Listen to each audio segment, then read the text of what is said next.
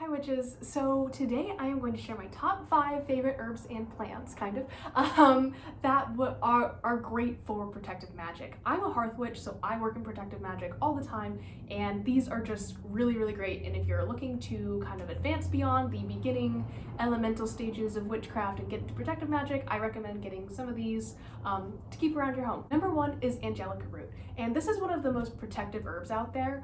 It is kind of hard to find. You will have to go to like a witch store or a metaphysical store if you're starting to get into protective magic. I really recommend you check this one out. It creates a psychic shield. How many times can I say that in this video? Like last video, oh my gosh.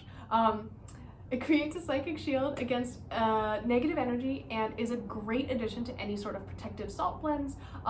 It's also a cleansing herb and can be used in incense or in floor washes. So a floor wash is basically like water and regular water, moon water, and then an herb blend, and then kind of sits, and then you literally wash the floor with it to cleanse away any negative energy. And incense hopefully is a little bit more self-explanatory. Number 2 is rosemary. This is like my go-to herb for protection. Angelica I feel like is great, and I do use it a lot, but rosemary is more accessible, so I definitely recommend that. And it's great for cleansing. It is great for smoke cleansing. It gives off a beautiful smoke, and it aids a lot in banishing. So one of its properties is exorcism, which I know sounds like a scary word, but it just means getting rid of something, basically. You can find it really easily. It's fresh at any grocery store, and it's a hardy herb, so you can grow it even if it gets really cold like it does where I am. So definitely recommend rosemary. The next one is garlic, and as we all know, garlic keeps vampires away, but it's actually also a really great protective herb. Placing a clove of garlic in the 4 corners of your house or 4 corners of your property, if you plant it in the 4 corners of your property, will protect you against any sort of negative energy, baneful magic, and it can also be used to banish an entity from your space or purify any sort of object. So garlic is not only delicious, but it is protective. So number 4 is vervain, and it's kind of a lesser well-known herb, I guess, but vervain was one of my favorites back when I had a garden.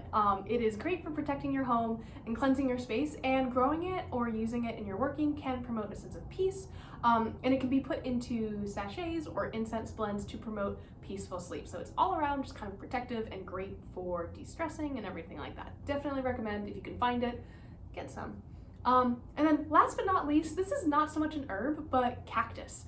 And it is a great plant for beginners, especially if you can't grow plants like myself. Most of the stuff that you see growing, you can't see over there, but like this, that's all my boyfriend. He is fantastic at growing plants, and I envy him because I kill everything I touch, but hopefully not this year.